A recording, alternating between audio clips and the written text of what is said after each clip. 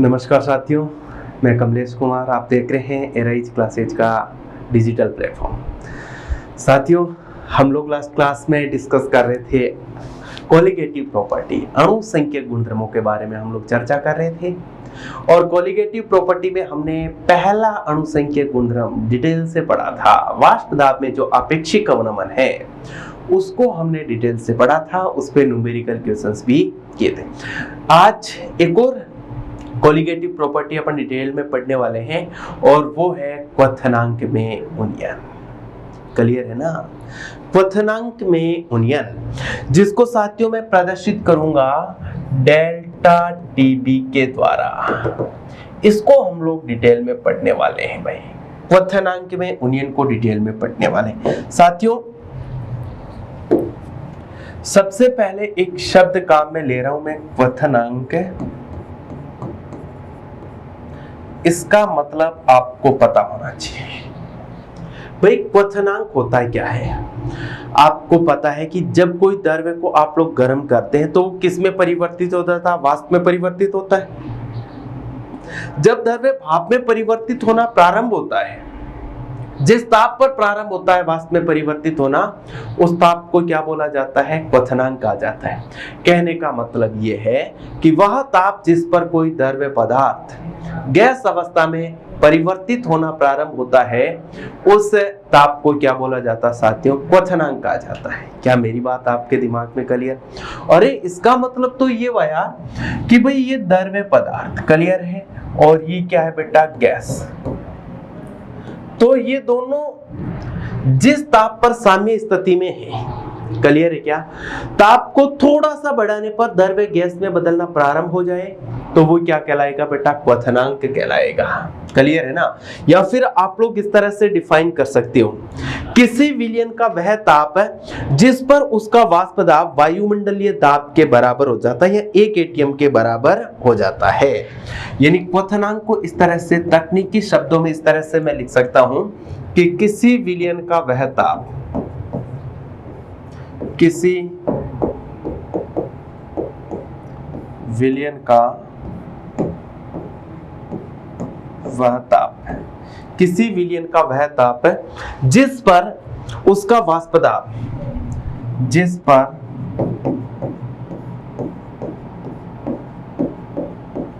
उसका वाष्प दाब वायुमंडलीय दाब, वायुमंडलीय दाब 1 एटीएम के बराबर हो जाता है। 1 एटीएम के बराबर हो जाता है, बराबर हो जाता है, उसे क्या बोला जाता है मेरे साथी? क्वथनांक कहते हैं। उसे क्या बोला जाता है बेटा? क्वथनांक। क्वथनांक की डेफिनेशन आपके सामने पड़ी। क्लियर भाई? आप लोग ये भी तो कह सकते हैं ना कि वह ताप जिस पर कोई द्रव्य वाष्प में बदलना प्रारंभ होता है उसे क्वथनांक कहते हैं। या फिर आप लोग ये कह सकते हो कि किसी विलयन का वह ताप जिस पर उसका वाष्प दाब वायुमंडलीय दाब के बराबर हो जाए, उसका वाष्प दाब है वो 1 एटीएम के बराबर हो जाए, उसे क्या बोला जाता है मेरे साथियों? क्वथनांक कहा जाता है। अब बेटा देखिएगा, क्वथनांक में उन्नयन को हम लोग समझेंगे और किसके द्वारा समझेंगे बेटा? एक ग्राफ के द्वारा समझते हैं। साथियों, आप लोग ध्यान से समझने की कोशिश करें। मैं एक ग्राफ बना रहा हूं।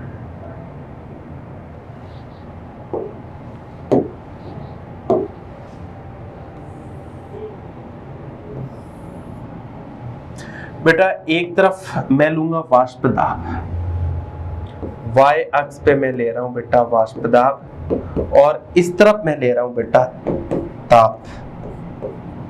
क्लियर है ना? यहां पर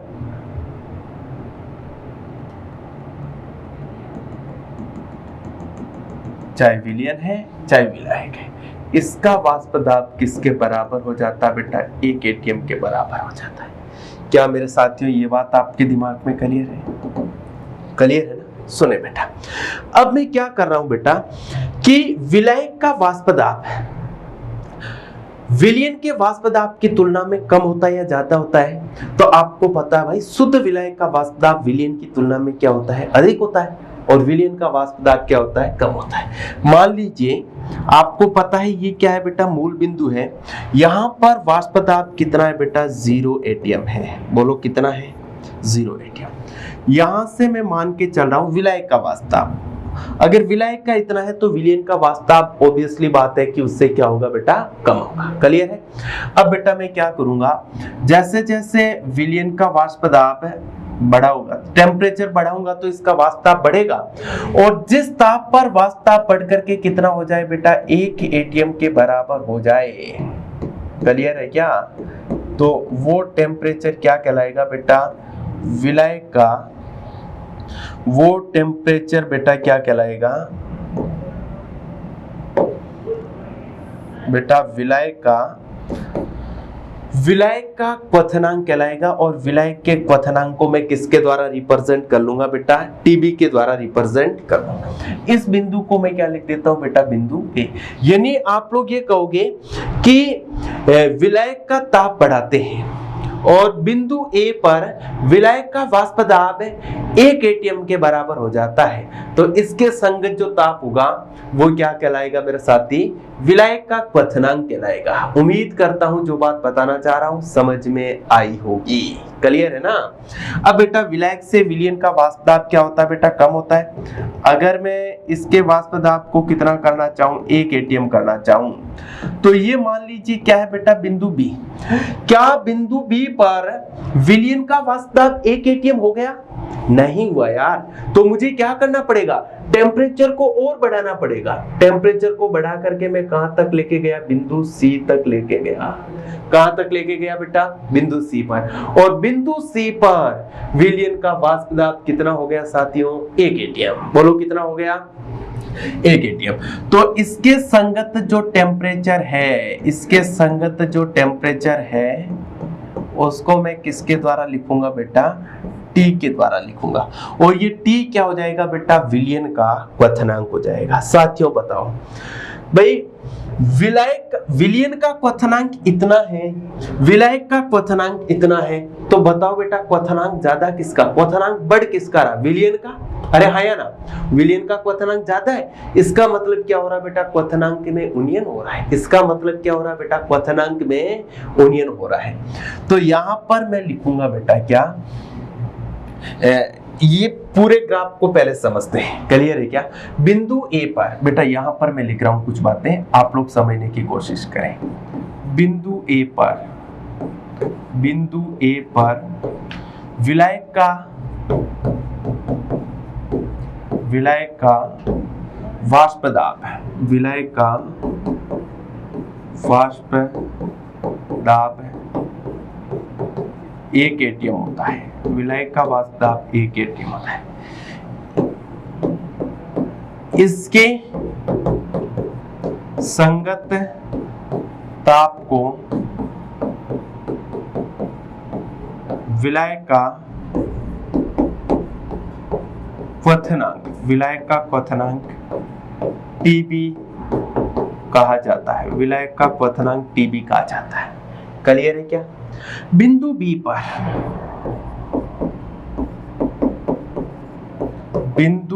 पर विलयन का वाष्प दाब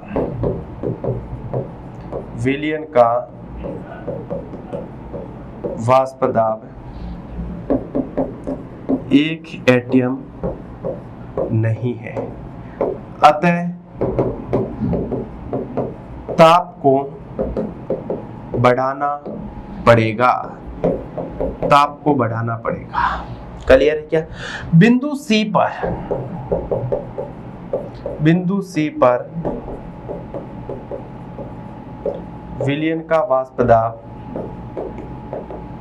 1 एटीएम है। विलयन का वाष्प दाब 1 एटीएम है। बिंदु सी पर विलयन का वाष्प दाब 1 एटीएम है। इसके संगत ताप को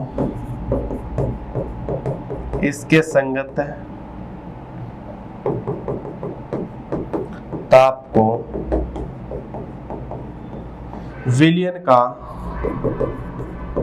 क्वथनांक टी कहा जाता है। बेटा जो बात मैंने आपको ग्राफ पे सिखाई वही बात मैंने वहां पर लिखी। क्लियर है ना। मैंने ये बताया कि बिंदु ए पर विलायक का वाष्प दाब 1 एटीएम के बराबर है, अतः इसके संगत जो ताप होगा वो क्या होगा बेटा, विलायक का क्वथनांक होगा। बिंदु बी पर विलयन का वाष्प दाब 1 एटीएम के बराबर हो पा रहा है क्या, नहीं हो पा रहा है, तो मुझे 1 एटीएम करने के लिए क्या करना पड़ेगा, टेम्परेचर को और बढ़ाना पड़ेगा। तो जाकर के बिंदु सी पर पहुंचूंगा और बिंदु सी पर विलयन का वाष्प दाब है वो 1 एटीएम के बराबर हो रहा है। अरे ये शेनो, तो इसके संगत जो टेम्परेचर होगा वो किसका होगा बेटा, विलयन का क्वथनांक T होगा। क्लियर है साथियों। एक बार आप लोग इसका स्क्रीनशॉट ले सकते हैं। साथियों देखिए नेक्स्ट, तो क्वथनांक में उन्नयन, बेटा मैं क्या लिखूंगा, तो क्वथनांक में उन्नयन, तो क्वथनांक में उन्नयन, बेटा क्वथनांक में उन्नयन क्या है, डेल्टा टीबी किसके बराबर होगा, विलयन का क्वथनांक ज्यादा है और विलायक का क्वथनांक कम है। तो आप लोग क्या लिखोगे, डेल्टा टीबी किसके बराबर हो जाएगा, टी माइनस टीबी के बराबर हो जाएगा। टी का मतलब यहाँ पर क्या है बेटा, तो आप लोग कहोगे विलयन का क्वथनांक है और टीबी का मतलब क्या हो जाएगा बेटा, विलायक का क्वथनांक। यहाँ पर भी वैज्ञानिक आता है राउल्ट, राउल्ट के अनुसार, राउल्ट क्या कहता है, राउल्ट कहता है कि भाई साहब क्वथनांक में उन्नयन विलयन की मोललता के सीधे समानुपाती होता है। राउल्ट के अनुसार, राउल्ट कहता है क्वथनांक में उन्नयन, क्वथनांक में उन्नयन विलयन की मोललता के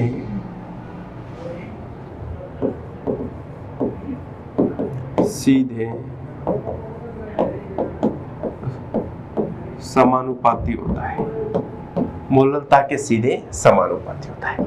अर्थात साथियों आप ये कह सकते हो कि भाई क्वथनांक में उन्नयन डेल्टा टीबी समानुपाती किसके हो जाएगा बेटा, मोललता के। डेल्टा टीबी समानुपाती स्मॉल एम, ये बेटा जी कौन कह रहा है, तो आप क्या कहोगे साथियों, राउल्ट कह रहा है। किसके लिए कह रहा है, क्वथनांक में उन्नयन के लिए कह रहा है। ठीक है बेटा, चलो अगर मैं समानुपाती का चिन्ह हटाऊंगा तो एक कांस्टेंट आएगा Kp इंटू इधर क्या जाएगा बेटा, स्मॉल m। ये फॉर्मूला बन गया क्वथनांक में उन्नयन का। Kb का मतलब बेटा एक नियतांक है जिसको आप लोग कह सकते हो मोलल उन्नयन स्थिरांक। क्लियर है ना। तो यहाँ पर आप लोग ये लिख सकते हो बेटा, T का मतलब क्या है, विलयन का क्वथनांक है। T क्या है, विलयन का क्वथनांक है मेरे साथियों। Tb क्या है, तो आप क्या कहोगे मेरे साथियों, विलायक का क्वथनांक, विलायक का क्वथनांक है। और बेटा यहाँ पर मैंने क्या लिखा है, स्मॉल m क्या है, तो आप कहोगे बेटा विलयन की मोललता, विलयन की मोललता। और साथियों यहाँ पर मैंने लिखा Kb, Kb बराबर आप लोग कह सकते हो मोलल उन्नयन स्थिरांक। Kb का मतलब क्या हो जाएगा बेटा, मोलल उन्नयन स्थिरांक। क्लियर है साथियों। अच्छा एक चीज आपको और बता रहा हूं, देखें आपको मैंने अभी बताया कि भाई डेल्टा टीबी किसके बराबर होता है, Kb इंटू स्मॉल एम। चूंकि स्मॉल एम बराबर क्या होता है, विलय का भार बट्टे विलय का अणुभार इंटू 1000 बट्टा विलायक का भार।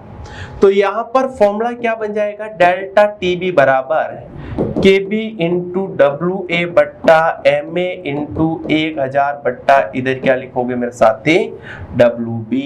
ये फॉर्मूला बन गया। यहाँ पर आपसे कोई पूछे भाई WA क्या है, तो आप क्या लिखोगे बेटा, विलय का भार, विलय का भार।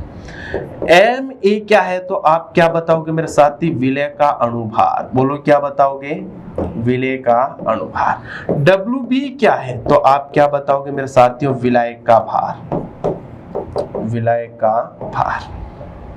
क्लियर है मेरे साथियों, ठीक है ना। तो ये बेटा आपके सामने क्या आ गया, क्वथनांक में उन्नयन का फॉर्मूला तैयार हो गया। ठीक है, क्वथनांक में उन्नयन किसके बराबर होता है?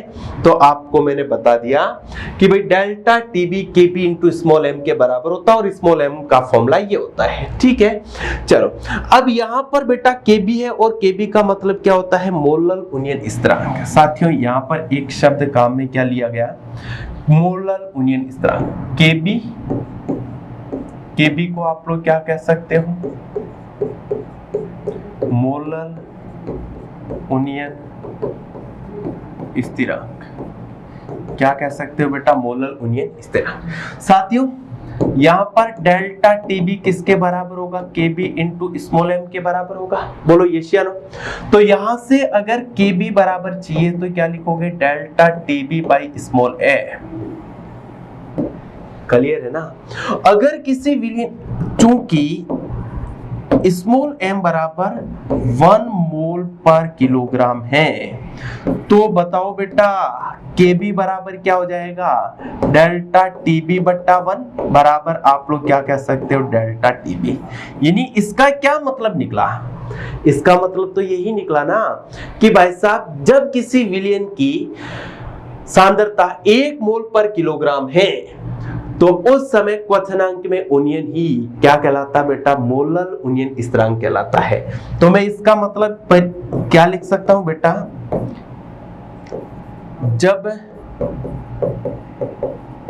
विलयन की सांद्रता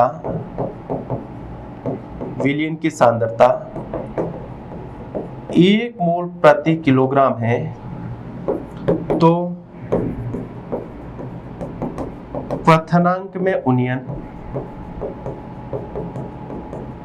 मोलल उन्नयन स्थिरांक कहलाता है। क्वथनांक में उन्नयन क्या कहलाता है मेरे साथियों? मोलल उन्नयन स्थिरांक कहलाता है। क्लियर है बेटा? अगर इसके मात्रक की बात की जाए, यूनिट ऑफ केबी, तो साथियों ऊपर की तरफ डेल्टा टीबी यानी क्या आ जाएगा? केल्विन बट्टा नीचे की तरफ क्या आ रहा बेटा? मोल पर किलोग्राम। किलोग्राम कहां चला जाएगा? ऊपर। तो साथियों ये इसकी क्या आ जाएगी बेटा? यूनिट आ जाएगी। क्या? केल्विन किलोग्राम पर मोल। ये बात आपके दिमाग में क्लियर है? अच्छा बेटा देखिएगा, केबी के लिए 2 बातें और आप ध्यान में रखोगे। भाई देखो ये केबी है आपका, बोलो क्या है? केबी। केबी का नाम क्या होता है बेटा? तो आप क्या कहोगे? मोलल उन्नयन स्थिरांक इसको कहा जाता है। ठीक बात है। दूसरी बात आप क्या ध्यान में रखोगे? इसकी यूनिट तो क्या कहोगे? केल्विन किलोग्राम पर मोल। ठीक बात है। तीसरी बात आप लोग इसकी डेफिनेशंस ध्यान में रख सकते हो। क्लियर है? और इसके अलावा आपको अगर वाष्पीकरण की गुप्त ऊष्मा दे दी जाए तो केबी का फॉर्मूला क्या बन जाएगा? आर टीबी का स्क्वायर बट्टा 1000 इंटू, यानी यहां पर केबी बराबर क्या लिखोगे? आर टीबी का स्क्वायर बट्टा 1000 इंटू एलवी। ये जो फॉर्मूला लिख रहा हूं ना बेटा, ये आपके न्यूमेरिकल प्रश्न को सॉल्व करने में काम आएगा। यहां पर एलवी का मतलब होता है वाष्पीकरण की गुप्त ऊष्मा। यहां पर एलवी बराबर क्या है बेटा? वाष्पीकरण की गुप्त ऊष्मा। गुप्त ऊष्मा। और बेटा वाष्पीकरण की गुप्त ऊष्मा का यूनिट क्या हो जाएगा? तो कैलोरी पर ग्राम या फिर जूल पर ग्राम। कैलोरी पर ग्राम या फिर क्या हो जाएगा बेटा? जूल पर ग्राम इसका मात्रक हो जाएगा। बेटा अगली बात देखें, एक और केबी का फॉर्मूला आपको ध्यान में रखना है। अगर कैलोरी पर ग्राम में केबी ज्ञात ना करके कैलोरी, आप लोग कह सकते हो कैलोरी पर मोल या जूल पर मोल में आपको केबी की वैल्यू ज्ञात करनी है, तो बहुत इजी आप लोग लिख सकते हो आर टीबी का स्क्वायर इंटू एम डब्ल्यू बट्टा 1000 इंटू आप लोग लिख सकते हो एलवी। एलवी का मतलब तो क्या होता है बेटा? वाष्पीकरण की गुप्त ऊष्मा। टीबी का मतलब आपको पता है क्या हो जाएगा बेटा, विलायक का क्वथनांक हो जाएगा। और यहां पर दे रखा है बेटा जी क्या, एमडब्ल्यू। तो एमडब्ल्यू बराबर क्या हो जाएगा, विलेय का मोल अणुभार, विलेय का अणुभार। तो बेटा केबी के बारे में ये बातें आपको ध्यान में रखनी है। अरे येशियानो रख दोगे क्या? और परिभाषा तो मैंने आपको केबी की बता रखी है, क्लियर है ना। जब, या फिर आप लोग ये कह सकते हो कि 1 मोल पर किलोग्राम विलयन के लिए क्वथनांक में उन्नयन ही मोलल उन्नयन स्थिरांक कहलाता है। क्लियर है, कोई दिक्कत नहीं साथियों, ठीक है। अब बेटा देखिएगा 2-3 बातें आपको और ध्यान में रखनी है। क्या कि भाई साहब अगर शुद्ध विलायक का क्वथनांक, मैंने आपको बताया कि भाई साहब अगर, चलो केबी के बारे में एक बात, 2 बातें और ध्यान में रखो। केबी क्या भाई, अधिकतम केबी किसका होता है, मैक्सिमम केबी किसका होता है? तो आप लोग क्या कहोगे, जल के लिए तो होता बेटा CCl4 के लिए होता है। किसके लिए होता है, कार्बन टेट्राक्लोराइड के लिए होता है। केबी का मान विलायक पर निर्भर करता, अलग अलग विलायक के लिए केबी का मान अलग अलग होगा। एक पॉइंट में लिख रहा हूं, केबी का मान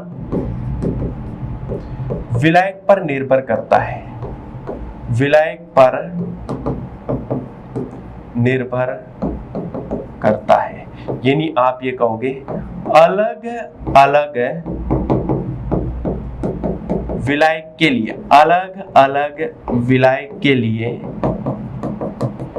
केबी की वैल्यू, केबी की वैल्यू अलग अलग होगी, अलग अलग होगी। क्लियर है साथियों। यानी जैसे आपको दे दिया जाए H2, तो H2 के लिए केबी बराबर होगा 0.52, आप लोग कह सकते हो केल्विन पर किलोग्राम, केल्विन किलोग्राम पर मोल आ गया बेटा। क्लियर है। और अधिकतम केबी, अधिकतम केबी किसके लिए होगा बेटा, CCl4 के लिए होगा। भाई जल के लिए केबी का मान कितना होता है, 10.52 केल्विन किलोग्राम पर मोल। और अधिकतम केबी CCl4 के लिए होगा 5.02। कितना होगा बेटा CCl4 के लिए, 5.02 केल्विन किलोग्राम पर मोल। क्या मेरे साथियों ये बात आपके दिमाग में क्लियर है? अरे येशियानो, तो ये केबी की कहानी थी। पूरा का पूरा केबी एक ही बोर्ड पे है ना, पूरा का पूरा केबी एक ही स्क्रीन पर। आप लोग इसका स्क्रीनशॉट ले सकते हो। केबी में इससे ज्यादा आपसे कुछ भी नहीं पूछा जा सकता। मोलर उन्नयन स्थिरांक को लेकर के इससे ज्यादा आपसे कुछ भी नहीं पूछा जाएगा। क्लियर है। अब साथियों अपन देखते हैं इस पे कुछ न्यूमेरिकल क्वेश्चंस। क्लियर, किस तरह के क्वेश्चंस परीक्षा में यहाँ पर पूछे जा सकते हैं, सुने बेटा। एक क्वेश्चंस मैं यहाँ पर लिख रहा हूं, भाई शुद्ध बेंजीन का क्वथनांक, क्वेश्चंस शुद्ध बेंजीन का क्वथनांक, शुद्ध बेंजीन का क्वथनांक आपको क्वेश्चन में दे रखा है। कितना दे रखा है बेटा, 82.5 डिग्री सेंटीग्रेड, 82.5 डिग्री सेंटीग्रेड है। ठीक बात है बेटा। 82.5 डिग्री सेंटीग्रेड है बेंजीन का क्वथनांक। 5.5 ग्राम विलेय को 100 ग्राम बेंजीन में मिलाते हैं। कितना बेटा, 5.5 ग्राम विलेय को 100 ग्राम बेंजीन में मिलाते हैं, बेंजीन में मिलाते हैं। ठीक बात है। अच्छा, तो प्राप्त विलयन का क्वथनांक 83.6 डिग्री सेंटीग्रेड होता है। तो प्राप्त विलयन का क्वथनांक, विलयन का क्वथनांक कितना होता है, 83.6 डिग्री सेंटीग्रेड होता है। 83.6 डिग्री सेंटीग्रेड होता है। क्लियर है बेटा। अच्छा, विलेय का अणुभार ज्ञात कीजिए। विलेय का अणुभार ज्ञात कीजिए, अणुभार ज्ञात कीजिए, जबकि बेंजीन के लिए Kb बराबर आप लोग कह सकते हो 2.7 केल्विन किलोग्राम पर मोल है। ये बेंजीन के लिए Kb आपको दे रखा। प्रश्न को सॉल्व करना है। शुद्ध बेंजीन का क्वथनांक आपको दे रखा। कैसे सॉल्व करेंगे आप लोग समझने की कोशिश करें।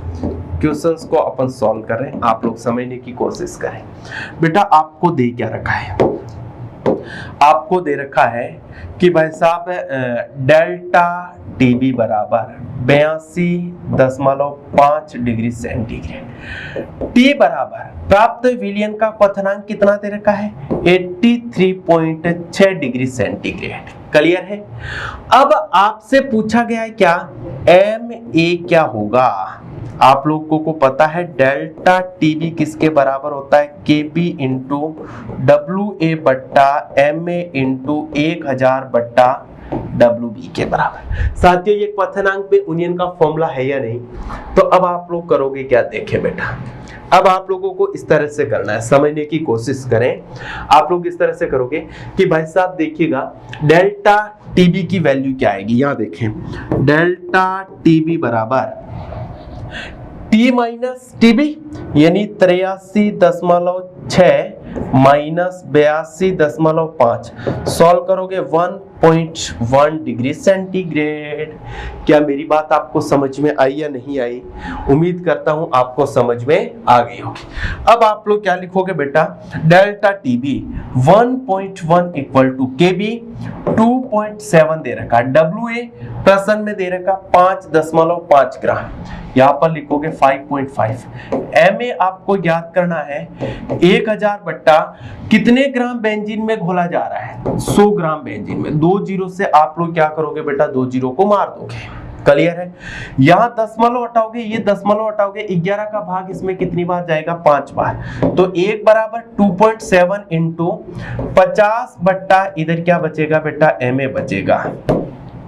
आप लोग क्या करोगे बेटा, वज्र गुणा करोगे, इसको इससे मल्टीप्लाई करोगे, इसको इससे मल्टीप्लाई करोगे, तो साथियों यहां पर क्या आ जाएगा बेटा, एम ए बराबर सॉल्व करोगे 2.7 इंटू इधर क्या आ जाएगा बेटा 50 आ जाएगा।